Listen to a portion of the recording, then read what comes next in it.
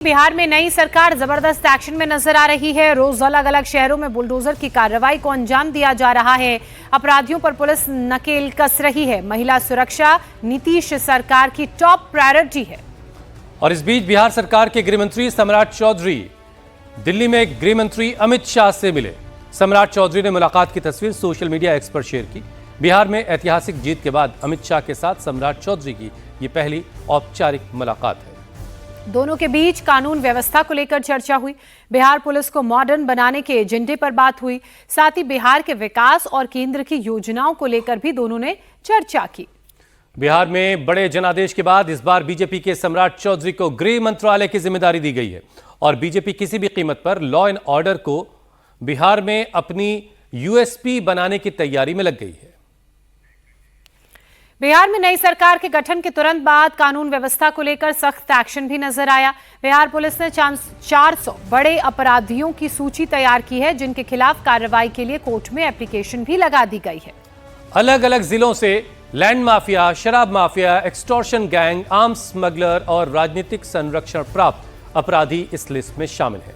बिहार के डीजीपी का कहना है कि 400 नहीं बल्कि 1300 अपराधियों की लिस्ट तैयार है, जिनके खिलाफ कार्रवाई की जाएगी। बस इंतजार है सरकार की तरफ से हरी झंडी का। किस प्रकार से crime against women, organise crime, जो ऑर्गेनाइज क्रिमिनल्स हैं उनकी संपत्ति को कैसे जब्त किया जाए, इन सभी बिंदुओं पर विस्तार से चर्चा हुई है और उन सभी पर अमल किया जा रहा है। 400 लोगों की संपत्ति जब्त करने के लिए न्यायालय में प्रस्ताव समर्पित है। न्यायालय उस पर विचार कर रही है और 1200-1300 और लोगों को चिन्हित किया गया, उनके कागजात तैयार हो रहे हैं जो अपराध से संपत्ति अर्जित किए हैं। उनमें 400 का प्रस्ताव हम लोगों ने तैयार करके न्यायालय में भेज चुके हैं और बाकी 1200-1300 पे कार्रवाई हो रही है। इसमें liquor mafia, sand mafia, contract killers, इस प्रकार के बहुत सारे अपराधी हैं। महिला सुरक्षा नीतीश सरकार की पहली प्राथमिकता है। इसे लेकर अब एक्शन भी शुरू हो गया है।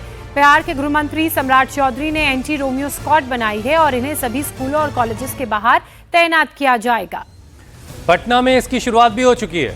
पटना में शक्ति सुरक्षा दल की गाड़ियां चौक चौराहों पर गश्त कर रही है। एंटी रोमियो स्क्वाड का मकसद छात्राओं के साथ होने वाली बदतमीजी को, छेड़खानी को रोकना है। इसीलिए एंटी स्क्वाड टीम अब ग्राउंड पर मौजूद है, तैनात है।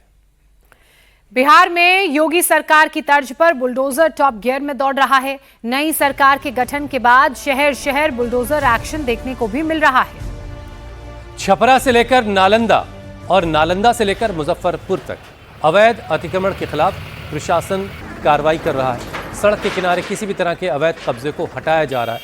नगर निगम की टीम पुलिस के साथ मिलकर कार्रवाई को अंजाम दे रही है।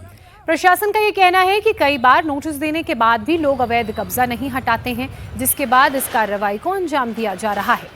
फिलहाल ये 3 तस्वीरें छपरा, नालंदा, मुजफ्फरपुर की, जहां पर अवैध अतिक्रमण को, अवैध कब्जे को बुलडोजर की मदद से गिराया जा रहा है।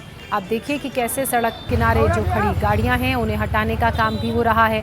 जो सड़क के किनारे अवैध अतिक्रमण था, इलीगल कंस्ट्रक्शन था, उसे भी बुलडोजर की मदद से ध्वस्त किया जा रहा है। छपरा बिहार की ये तस्वीरें हैं। ये अवैध कब्जा जिसे हटाया गया, हालांकि प्रशासन की तरफ से पहले नोटिस दिया गया था। नोटिस के बाद भी जब लोगों ने इस अवैध कब्जे को नहीं तोड़ा, नहीं हटाया, तो उसके बाद प्रशासन का ये पीला पंजा पहुंचा और उसका एक्शन कुछ इस तरह से जैसे छपरा में नजर आया। और जहां तहां खड़ी हुई गाड़ियों के खिलाफ भी कार्रवाई हुई है। मुजफ्फरपुर की ये तस्वीरें, जो गाड़ियां वहां खड़ी थी उसको भी क्रेन के पंजे में ही डाल दिया गया है और उसे भी वहां से उठा ली गई है नगर निगम की टीम। तो नो पार्किंग जोन में खड़ी गाड़ियों को भी हटाया जा रहा है। इसके अलावा छपरा, नालंदा, मुजफ्फरपुर में जो सड़क किनारे अतिक्रमण हुआ है उसको हटाने का काम भी लगातार चल रहा है।